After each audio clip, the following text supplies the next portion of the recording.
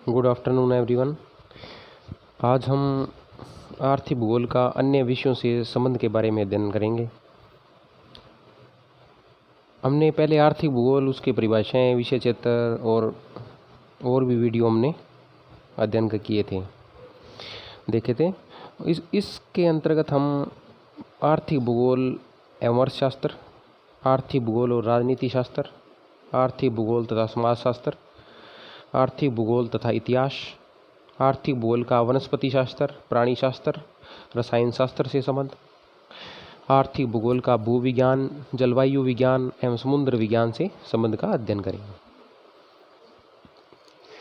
ये क्वेश्चन आपके इस तरह भी आ सकता है कि आर्थिक भूगोल का अन्य विषयों से संबंध को बताएं। बड़े क्वेश्चन में भी आ सकता है ये, और शॉर्ट क्वेश्चन में भी।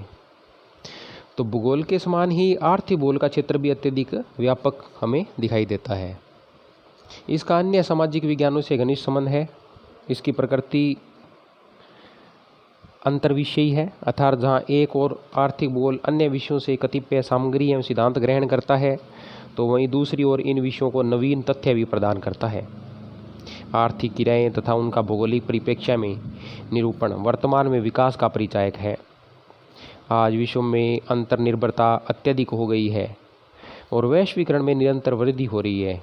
आर्थिक विकास आज प्रत्येक देश का मूल आधार है, जिसका प्रभाव सामाजिक एवं राजनीतिक स्वरूप पर स्पष्ट होता है। अतः आर्थिक भूगोल अन्य शास्त्रों से भी संबंधित है। अब हम देखते हैं आर्थिक भूगोल का अर्थशास्त्र से क्या संबंध है। आर्थिक भूगोल तथा अर्थशास्त्र में सबसे अधिक घनिष्ठ संबंध है, क्योंकि मूल रूप से दोनों ही विषय आर्थिक क्रियाओं और अर्थव्यवस्था से संबंधित हैं। आर्थिक क्रियाएं अर्थात कृषि, पशुपालन, खनन, उद्योग, ऊर्जा, परिवहन, विपणन एवं व्यापार का अध्ययन अर्थशास्त्र एवं आर्थिक भूगोल का आधार है। यद्यपि दोनों को अध्ययन दृष्टिकोण में अंतर है। जहां अर्थशास्त्र वित्तीय पक्ष को महत्व देता है, वहीं आर्थिक भूगोल भौगोलिक पर्यावरण एवं उसके प्रभाव को। अर्थव्यवस्था का अध्ययन आर्थिक भूगोल में उसके स्थानिक स्वरूप को महत्व दिया जाता है तथा उसका पर्यावरणीय संबंध स्थापित किया जाता है। अर्थशास्त्र को सैद्धांतिक कहा जाता है और आर्थिक भूगोल को आनुभाविक। इसका कारण अर्थशास्त्र में उत्पादन प्रक्रिया, बाजार प्रक्रिया, मुद्रा विनिमय आदि के सैद्धांतिक पक्षों का ही अध्ययन होता है। उत्पादन कौन करता है, कहाँ करता है, क्यों करता है तथा कितना करता है, यह विषय आर्थिक भूगोल का है। वर्तमान में राष्ट्रीय एवं क्षेत्रीय विकास में अर्थशास्त्र महत्वपूर्ण भूमिका निभा रहा है, तो आर्थिक भूगोल इसकी पृष्ठभूमि तैयार करता है। ये दोनों विषय एक दूसरे के पूरक हैं तथा एक दूसरे से विषय सामग्री के क्षेत्र में आदान प्रदान करते हैं।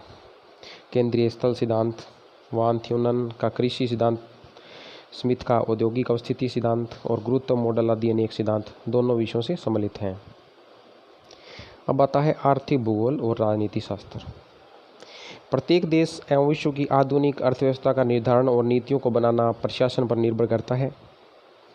राजनीति शास्त्र राज्य और राष्ट्र के उद्भव विकास का ही नहीं, अपितु उसकी राजनीतिक एवं आर्थिक नीतियों का निर्धारण, विशेषकर व्यापार की नीतियां अंतर्राष्ट्रीय आधार पर तैयार की जाती हैं। आर्थिक भूगोल संपूर्ण आर्थिक संसाधनों का ज्ञान प्रदान करता है। विश्व में संसाधनों की उपलब्धता में अत्यधिक क्षेत्रीय भिन्नता है। इसका अध्ययन आर्थिक भूगोल का मूल आधार है।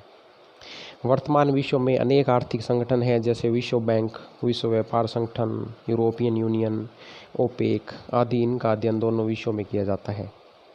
क्षेत्रीय एवं प्रादेशिक विकास हेतु नीति निर्धारण में आर्थिक भूगोल सहायक होता है। आर्थिक तत्व राष्ट्रीय विकास के परिचायक होते हैं, जिनका संपूर्ण विवरण आर्थिक भूगोल में होता है। आर्थिक भूगोल और समाजशास्त्र। समाजशास्त्र का तो मूल विषय है मानव की सामाजिक क्रियाओं का अध्ययन। इन क्रियाओं में आर्थिक क्रियाओं का भी तो महत्वपूर्ण योग होता है। आर्थिक क्रिया के बिना, विकास के बिना सामाजिक विकास तो संभव ही नहीं है। अतः सामाजिक विकास के साथ आर्थिक विकास होता जाता है, अर्थात आर्थिक और सामाजिक क्रिया एक दूसरे की पूरक हैं। आर्थिक भूगोल में मानव के प्रमुख व्यवसायों यथा कृषि, पशुपालन, खनन, उद्योग आदि का भौगोलिक पृष्ठभूमि अध्ययन किया जाता है। यह अध्ययन समाजशास्त्रियों के लिए भी सहायक है, क्योंकि प्राकृतिक कारक सामाजिक व्यवस्थाएं विकास में सहायक होते हैं। आर्थिक भूगोल होती इतिहास। इतिहास मानव के विकास और उसकी क्रियाओं घटनाओं का समुचित ब्यौरा प्रस्तुत करता है। इस क्रम में आर्थिक इतिहास का विवरण होता है। देश राज्य किस प्रकार के आर्थिक विकास से गुजरे, उस समय क्या स्थिति रही होगी, क्या उसकी आर्थिक दशा रही होगी, ये सब हमें देखने को मिलता है। अब आता है वनस्पति शास्त्र, प्राणी शास्त्र और रसायन शास्त्र से संबंध। वनस्पति शास्त्र में प्राकृतिक वनस्पति के विविध प्रकार, उसकी संरचना का अध्ययन होता है। तथापि आर्थिक भूगोल में वनस्पतियों से प्राप्त होने वाले आर्थिक उत्पादन एवं व्यापार का अध्ययन होता है। प्राणी शास्त्र में विभिन्न जीव जंतुओं के विश्लेषण होता है। इनकी संरचना, स्वभाव और आर्थिक क्रियाओं तथा आर्थिक लाभ के परिप्रेक्ष्य में आर्थिक भूगोल का अध्ययन होता है।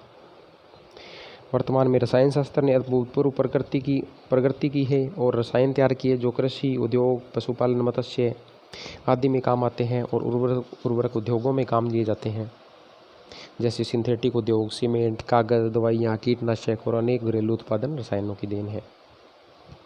इसी प्रकार आर्थिक भूगोल मृदा खनिज संसाधनों का प्रमुखता से अध्ययन किया जाता है और मृदा की बनावट एवं स्वरूप क्षेत्र की भू संरचना पर निर्भर करती है। इसी प्रकार खनिजों की उपलब्धि भी भूगर्भीय बनावट के द्वारा निर्धारित होती है, जैसे कि परतदार चट्टानों में केवल कोयला एवं पेट्रोलियम प्राप्त होता है।